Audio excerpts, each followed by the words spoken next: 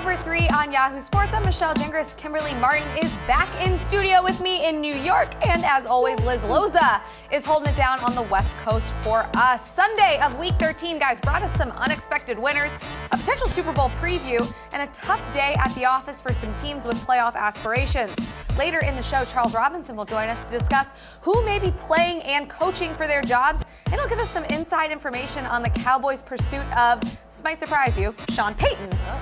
And as always, we'll preview tonight's big Monday Night Football matchup between the Seahawks and the Vikings, but first, it's time to run the option. Yesterday, we got a taste of maybe the two top teams in the NFL going head-to-head, and it did not disappoint. The Ravens outlasted the 49ers, sealing the victory with a Justin Tucker field goal in the closing seconds to win 20-17. Before, during, and after this game, it felt like a potential Super Bowl preview, at least for me. So, Kimberly, let's start things off with you. Is this the matchup that you want to see in the Super Bowl, or is there another one? 100%. This is it. I actually wrote a column about this yesterday. Give me Lamar Jackson and his crazy escapability. Give me Robert Saleh and Kyle Shanahan trying to stop the Ravens offense. Give me Justin Tucker, one of the greatest kickers ever. Yesterday was a slugfest. This is the kind of matchup you want to see. Two really good teams, bombastic, chips on their shoulder teams that's looking to prove everybody wrong. So I'm with it 100%. I loved Kimberly's article, and I agree with 50% of it. I definitely want to see the Ravens in the Super Bowl. But Michelle, maybe cover your ears for this, or don't. I want to see the Saints instead of the 49ers, and here's why. I think the Ravens... Well, listen. I think the Ravens and the Saints are pretty evenly matched defenses. They're 9th and 10th in terms of total points allowed, or total yards per game allowed, right? So I like that matchup. And then on the offensive side of things, I do want to see the bombastic escapability of Lamar Jackson versus a traditional pocket passer like Drew Brees, because it's a little bit of like the future versus the, dare I say, past. Okay. Oh, dare you say past. I'll reserve my comment since the buzzer just rang there. So, okay, moving on. Deshaun Watson and Bill O'Brien upset the Patriots last night 28-22. 6 times a charm for O'Brien as he got his first ever win against his former boss. And it was a big win for the Texans, moving them to 8-4 and keeping them a game up on the red-hot Ryan Tannehill-led Titans. So, Liz, this question's for you. Should the Texans be thinking AFC Championship, or do they still need to worry about the AFC South and maybe pump the brakes a little bit? Well, I think a little bit of both. I'm going to say AFC South because I do love what the Titans are doing, but we're going to see the Titans and the Texans twice more before the end of the season. They have their first matchup in Week 15, but the Texans' schedule is much easier than the Titans over the last month of the season.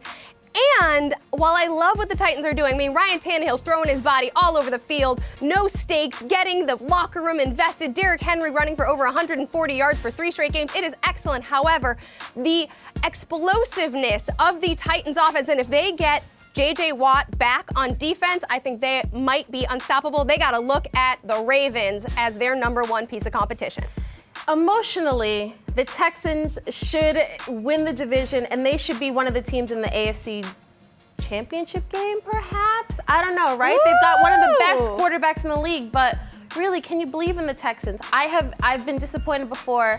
I think they really have to think about putting it all together. They always play the Patriots tight. Since Watson has been around, they have played the Patriots close. So yesterday was a big statement win, but I want to see them be able to beat the Titans the last couple weeks of the season. I feel like anything's possible with Deshaun Watson right now, though. He's so good. He's been rolling. Lastly, on the other side of that Texans win were the Patriots, falling to 10-2, looking a bit frustrated last night. Brady on the sidelines during the game, Belichick immediately after, seeming to have no interest in shaking Bill O'Brien's hand. Kimberly, is it time to hit the panic button on this Patriots team after last night's loss, or is that a little premature?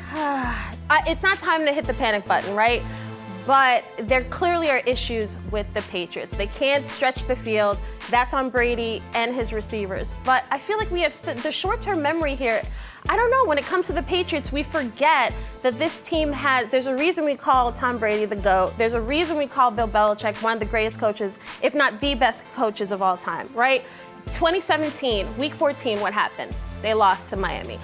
2018, Weeks 14 and 15, what happened? They lost. So these late season losses do happen. I don't like how Brady looks so frustrated on the sidelines. I think there are a lot of issues here, but I think it's a little too premature to write him off completely. I am pushing the panic button only because Tom Brady has started to push the panic button. When I see his emotions spilling over and he is yelling at his receivers to be faster, quicker, more explosive. Well, I mean, but he's not even looking at Philip Dorsett in the eye. And N'Keal Harry, you know, also this team is without Gronk. And I think there was a thought that N'Keal Harry could be, while not a tight end, a receiver, a big body contested catch artist. And that's not bearing out so far. And, you know, I appreciate the spin that Tom Brady put on it in the press conference, right? He's saying those things to motivate his team. He's motivating them because they need motivation and they are sorely lacking in offensive firepower. Still look like they're trying to find their identity without Rob Gronkowski out there. All right, so that's it for Run the Option, but like we do every week, we like to go a little deeper on a particular topic. This week, we want to spend a little bit more time on some teams mired in a head coaching drama, and nowhere is the seat more hot than it is in Dallas, Texas. Of course, Jerry Jones had some things to say after the Cowboys' Thanksgiving loss to the Bills, of course. Take a listen. I know Jason very well. I've had a wonderful opportunity to spend a football life with him, so I know him very well. And you know, without a doubt, you've seen it, nobody wants Jason, wants it to go. And I'm going to tell you this right now, he's got my back too. Every decision that I make over the next month will be with an eye in mind to get us in the Super Bowl now. And I would normally say, you're really smoking something. I normally would say that, but I know the room, and I see the room. And I'm the one that okayed and put the coaches that are in that room in there. Jerry's got a way with words, man. All right, there's a lot to unpack in Jerry World as usual. So for some help, we bring in our friend, senior NFL reporter Charles Robinson. Charles, what exactly is the plan here in Dallas? Well, I guess to legalize weed in Texas, maybe. Because Jerry's selling something right now, and if it's not weed, it's hopes and dreams. I don't know exactly where Dallas is going, but I can tell you where they're not going. They're not going to fire Jason Garrett. You can start there. Look, Dallas right now, he has to stick with Jason Garrett, that being Jerry Jones. I think he knows, look, if there's a guy who's going to take over for Jason Garrett, it would probably be Chris Richard, the stellar defensive assistant. And I think Jerry sits there and he says, I could complicate things right now. Say I put Chris Richard as an interim head coach, he gets a bounce, and all of a sudden we're looking at a Greg Williams situation like with the Cleveland Browns in 2018. Maybe Chris Richard's able to pull things together. He might even win a playoff game. People are feeling good. And then sort of what the plan is in the postseason, that has to change a little bit. The dynamic, all of a sudden it's complicated because you have a coach who's gotten some momentum, and rather than just going fishing for a big name, a huge name, now you've got Chris Richard in the mix, and that would complicate things. And I do think they want to go fishing for a big name. You mentioned fishing for a big name. There were rumors swirling last season about Sean Payton. They've resurfaced in some form or another. What more can you tell us about that? I mean, he just signed a contract extension with the Saints, so I'm a little skeptical that he'd go anywhere else, but maybe the Cowboys can lure him away. We'll see. I don't know. Once again, this might be one of those Jerry was smoking something situations. But look, Sean Payton has always been connected to the Cowboys for years. And actually, what I was told by someone in the Cowboys organization and someone in the Saints organization, the Cowboys did a reach out with Sean Payton last summer, last offseason, and basically said, let's look at your contract situation. You sure you're happy in New Orleans? What's the situation there? You've got a year left on your deal. What's happening? And could we potentially have a shot at you, Sean Payton, down the road? Essentially, from what I was told, the Cowboys were, it was relayed to the Cowboys. Sean Payton is a New Orleans Saint. We're going to keep him here. And if you were going to come after him, he's under contract. If you want to give up multiple first-round picks, a la the Tampa Bay Buccaneers when they acquired John Gruden, great, let's have that talk. If you're not willing to give up a massive draft bounty, that's not even a conversation starter. We saw what happened. I think it was in September. Sean Payton signs yet another contract extension with the New Orleans Saints. Now, I asked someone in the Cowboys organization, what does that signal? If you do a look-in on a guy like Sean Payton last summer, what does that signal for the organization? And he essentially said to me, look, it just means it's about going big. If Jason Garrett's not going to be the head coach after 2019, absolutely look at the biggest names out there, available or maybe even unavailable, and expect Jerry Jones to go, let's think outside the box here at acquiring potentially anybody on the board. So, Charles, to that point, are there any big names perhaps among the college ranks that Jerry Jones might want to go after? I know there were two. You've been on the show before and mentioned them, but is there any momentum on one of them? Well, I think, we had that conversation earlier this season about Lincoln Riley. It was right around the time that Urban Meyer threw his name in the ring. I think Urban Meyer will continue to impress upon people that he would really crawl over glass to get the Dallas Cowboys job. But I really think Lincoln Riley, again, that's a name that everyone needs to focus on. He's got a relationship with not only Jerry Jones, but Stephen Jones. I think that relationship with the Jones family is the key here. Now, what has to happen for Dallas if Lincoln Riley is ultimately their guy? From what I've been told, they have to convince Lincoln Riley, look, it's not just about money. We're going to give you a ton of that. We're going to pay you more than Oklahoma can. But we actually have a better job here than what you have at Oklahoma. We know you're really happy at Oklahoma, but we actually have a better job in Dallas. And oh, by the way, think about Nick Saban when he went to the Miami Dolphins. It didn't work out for a number of reasons, did not work out the way he had hoped when he went to Miami. But he had this pick of the litter when he went back to the college game. I think if they can convince Lincoln Riley, we'll give you a ton of money. And if this doesn't work out, you keep the money, you go back to whatever college job you want. That's going to be very enticing. Yeah, that's a great point. Moving on from the Cowboys, but staying in the division, the Giants also may have some big decisions to make. Head coach Pat Shurmur just coached his 28th game for the team with a record of 7-21, and the guy before him, Ben McAdoo, was fired after his 28th game at the helm, and he won 13 of those games, and they went to the playoffs. So do we have some dominoes to fall here in New York sooner than later, Charles? Yeah, that's not a great number for Pat Shurmur when you look at Ben McAdoo as being the upgrade. So I guess that would make Pat Shurmur negative 1.0 Ben McAdoo. Look, I think I had a chance to talk to somebody in the Giants organization actually this morning, and I said, play this out for me, game this out. Where does this go? A guy who's 7-21, clearly feeling the heat. The pressure-packed press conference after the loss this weekend seems very agitated. I think he knows the writing's on the wall. And what I was told by someone in the organization, look, Dave Gettleman, John Mayer, the Giants owner, and Steve Tisch, the co-owner of the Giants, they don't look at Dave Gettleman as being tied to Pat Shurmur.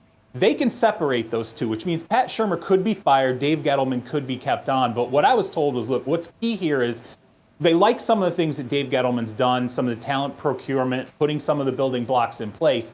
It's just if Dave Gettleman's going to hire another head coach, A, you got to convince him to fire Pat Shurmur, and B, you got to convince him to stay around long enough to not only implement some of those building blocks, but work with the head coach long term. I think Dave Gettleman's like 68. The plan would be, hey, let's keep Dave Gettleman in-house for at least another 4 or 5 years with the head coach, maybe groom his successor. It's about being long-term with Dave Gettleman, and I think it's become far more short-term with Pat Shurmur. Okay, lastly, there's a lot of teams in transition that have some thinking to do this offseason, but you think that there is a team you may not expect to make any moves, and maybe they should. Who's that? Yeah, the Detroit Lions, I think if you really look at what Matt Patricia has done there, his body of work with the Lions, supremely disappointing. I think after really 2 2/3 of a season, Matt Patricia should be a guy that should be talked about as potentially being fired in Detroit. But what has happened in 2019 is there have been a massive spate of injuries, particularly at the quarterback position, and that's given Matt Patricia some cover. But there are a number of people around the NFL who sit there and they say, look at the job Matt Patricia's done. Obviously, Bob Quinn having the New England Patriots ties. This does not look like the right pick by Bob Quinn for his head coach. And if you fire Matt Patricia, you have to start asking questions about should Bob Quinn be going too. There have been some failures, obviously, in free agency. There have been some failures with the draft as well. As a package, I don't think they're doing well. But, Matt Patricia, I think, really should be a guy that should be in more of these conversations about who should be hired or fired. Unfortunately, because of the fact that there have been quarterback injuries, that's going to probably give Matt Patricia one more shot at 2020 and getting this right. Charles, how much time does the Ford family think they have left in Matt Stafford? It's a great question because Matt Stafford's going to be 32 when next year starts. This is really the first significant, injury of his career where he was not able to finish the season. I mean, he's been a very tough quarterback over the duration of his career. The way quarterbacks are protected now and Matt Stafford takes his fair share of punishment, I think there's a feeling in the organization from talking to people that Matt Stafford still has a good 3 to 4 year prime window left. And I think you bring up a great point. When you look at Matt Stafford and you say, look, maybe we have 4 years left of his prime, the back end of his prime. Do we really want to gamble that on Matt Patricia or another season of that on Matt Patricia rather than trying to turn on a dime with another new head coaching hire? But I think it's a 3 to 4 year window with Matt Stafford's prime. All right, Charles, great stuff. Thanks so much for joining us. Coming up, we're previewing Vikings Seahawks on Monday Night Football. But first, we asked Stephon Diggs a very important question. Check it out.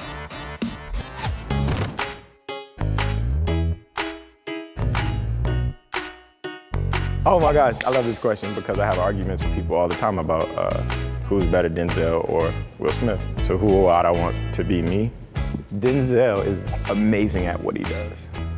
But my argument is Denzel couldn't have been in Fresh Prince. Denzel couldn't have been Hancock. Like Denzel doesn't intentionally make me laugh. Will Smith has been, he's all around here, 7 pounds. He's made you cry in Pursuit of Happiness. Played in Hancock, he was a superhero. He's been in, what else has he been in? Independence Day, that's what it is, boom. So I feel like he's done everything but more all around. He's probably not as good at what Denzel can do in that specific, like Training Day, Equalizer, that kind of thing. But all around, I like me some Will. Will Smith should hire Stephon Diggs to be his hype man. He knows his movies. I'm really bad at naming movies, so for me, that's very impressive. Okay, another big Monday night game tonight. Both the Vikings and the Seahawks at the top of the NFC playoff picture, and both still chasing their respective division leaders. Let's start with the Vikings. Liz, how important is this game for them looking forward? I think it is incredibly important because I don't think that the Vikings are just a wild card team. I know we're used to believing that the Packers win the NFC North every year, but I think the Vikings, if they stay the course, can actually win out the division. If you look at the numbers between the Packers and the Vikings are a better team on defense and offense. They got to get Adam Thielen healthy, but even without Adam Thielen healthy, Kirk Cousins has been on fire finding Kyle Rudolph. They have something in this rookie tight end, Irv Smith. So I think that, and of course, Dalvin Cook might be one of the best running backs in the game. So they have balance on both sides of the ball, and I think they might give the Packers a run for the money for the entire division. Yeah, you know, looking at the schedule, you want to get into, the Vikings have an easier tilt. They've got the Chargers, Packers, Bears. You know, I look at these schedules and I always want to say that, but each week we've seen some beatable teams win. We've seen teams that should lose win. We've seen teams that should blow people out lose. It's this past Sunday we saw a lot of that. Like at this point it's crunch time, and I'm not willing to say, well, look at the rest of the schedule. It's a cakewalk for them or not. The Vikings, it's hard to believe Kirk Cousins it could be the guy that could take them where they need to go. We've been like, right? When is he going to turn into a pumpkin? Exactly. Right? That's what we're waiting for. He's 0-7 on Monday Night Football, so it could be tonight, but we'll see. All right, so Lizzie, the Vikings win if this happens. Blank. Well, the Vikings win if their secondary, which is probably the biggest vulnerability for them, can put the clamps on particularly Tyler Lockett, who doesn't need a ton of targets to be explosive, and also DK Metcalf, who is a wildly explosive rookie that has evolved not just in his play and route running, but in his hands over the season. So I think the Vikings secondary really needs to get it together tonight. Kimberly, I'll ask you a bit more eloquently. The Seahawks win if blank.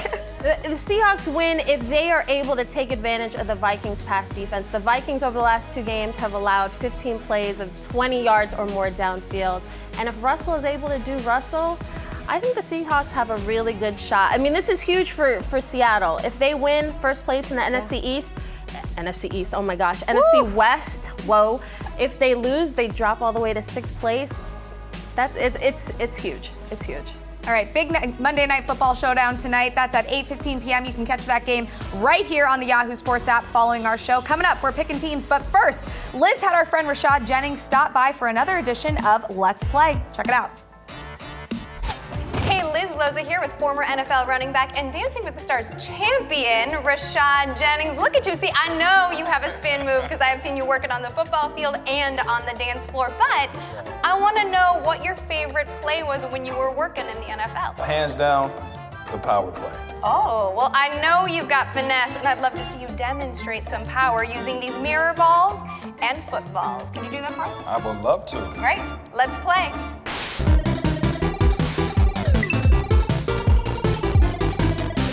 Here's your quarterback. Here's me, the running back. All right? So how this is designed, you always have a double team.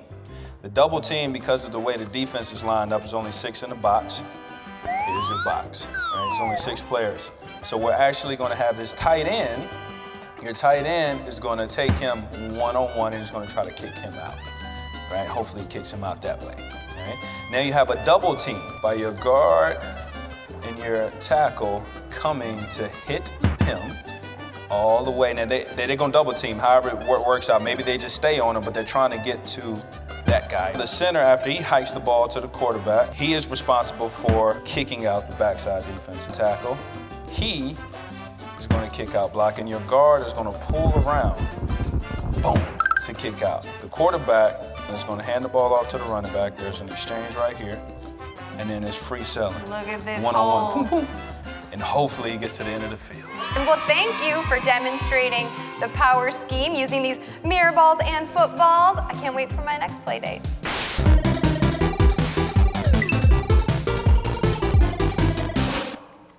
Every weekend, the internet gives us great content to debate. This weekend was no different, so it's time for us to pick teams.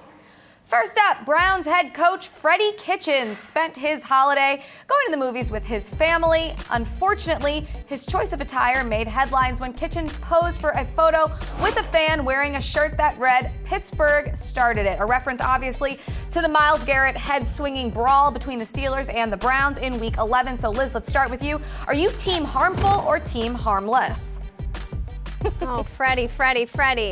I want to say harmless, except it is harmless, except after when asked about it, he was like, who cares, it's just a shirt. That's the whole problem with this organization is the discipline. Freddie, you gotta set the tone. The Browns are so I am gonna say harmful. Team harmful. Okay, Kimberly, what do you think?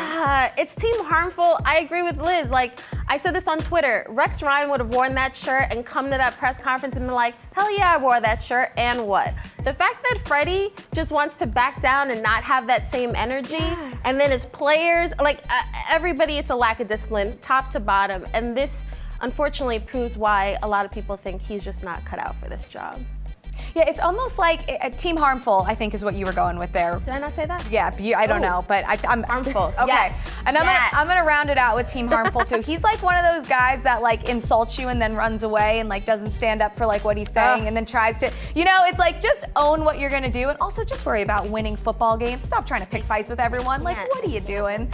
Okay, moving on. Next up, members of the Houston Texans rolled into NRG Stadium for Sunday night's game with the Patriots in full SWAT gear. During the game, the Texans backed up their bravado, including a pick and 3 sacks of Tom Brady in a 28-22 win. So Kimberly, are you team look good, play good, or are you team doing too much? I was team doing too much because I thought they were Magic Mike impersonators at first. But you know what? They came and they balled out. So team, what is it? Team look good, play good. I mean, they balled out. I apologize, Texans. I apologize for mocking you. I mean, I think this is not an option, but team cheesy AF. Like, yes, I'm gonna lean towards Kimberly. I didn't mind the visual, to be 100% honest. Clearly, Kimberly did not either. But because you backed it up, I am also gonna be on team look good, play good, I guess. Yeah, it feels like a little much, I'm not gonna lie. But you know what, we look at players in the NBA, they show up with all types of unique outfits before games. And in the NFL and in other teams as well, we've looked at Odell Beckham before with, his mask and things like that. And they backed it up. So you know what, look good, play good, we'll round that one out. We're agreeing with a lot tonight, guys. All right, finally, we keep it in the football family, but head on down to the college ranks for the Iron Bowl between Alabama and Auburn. The Tigers upset the Crimson Tide in a very memorable game, causing the Auburn faithful to storm the field. I knew you guys were going to pick this video. Unfortunately, not everyone storming the field did it gracefully, as this one not so college-aged fan, that's rude, got stuck in the hedges surrounding the field. So Liz, are you team Live Life or team Life Alert? Yikes. I mean, team live your life. Yes. If the worst thing that happened to you was your football team lost and you got stuck in some hedges, man, you were enjoying that Thanksgiving holiday, and I'm not gonna lie, I've been stuck in a lot worse than some hedges, so go for it. Live your life. Yeah, no, Team Life Alert. Because I'm not trying to get caught on cover 3 Kimberley. with people making fun of me. Yeah, no, Nah. baby girl should have just stayed in the stands and not tried it. If any of you guys have seen YOLO. those tailgates and how into it these fans get for these games, I mean, that is Team Live Your Life. They're Team 1. You know, you're going to get on the field any way that you can, whatever age that you are. I'm all for it. Team Live Your Life. All right? So that's it for picking teams. But before we go, is there anything we missed in today's show? Liz, start with you. Oh man, Gardner Minshew is back for the Jaguars, and my boy Drew Lock caught his first win as a starting quarterback for the Denver Broncos. I'm wearing my Bronco orange because of it. Woo! Kimberly, what you got? Dear Jets fans, guess which head coach is the first guy in NFL history to lose to 2 teams with 0-7 records or worse? That would be Adam Gase. Gross. Good thing that didn't make it in the show. We don't need to talk about that too much more. Jags announced today that Gardner Minshew is the quarterback going forward for the rest of the season as well. So that's it for Nick Foles, at least for this season. That's a wrap for us for Cover 3 for Kimberly and Liz. Thanks for watching. Be sure to keep it locked on the Yahoo app for Vikings vs. Seahawks coming up next. And we'll see you right here next week. I feel like in the spirit of my teammates who have been up here to talk to you guys the last few weeks, I should say something like real inspiring, like big trust. And I'll open it up for questions. We had an interception that we felt we did intercept that was turned over by the Wizard of Oz or somebody. I don't know what happened on that, but. How do I feel? I can't even describe it. Good. Feel real good. Yeah. I thought beating Arkansas my junior year was really, really cool. And I think that was like to get us to 6 wins maybe. But winning your first NFL start's definitely a little cooler. But it was insane. I'm going to try to go back tonight and try to relive it. But you kind of black out a little bit when all that's happened. It was really, really fun.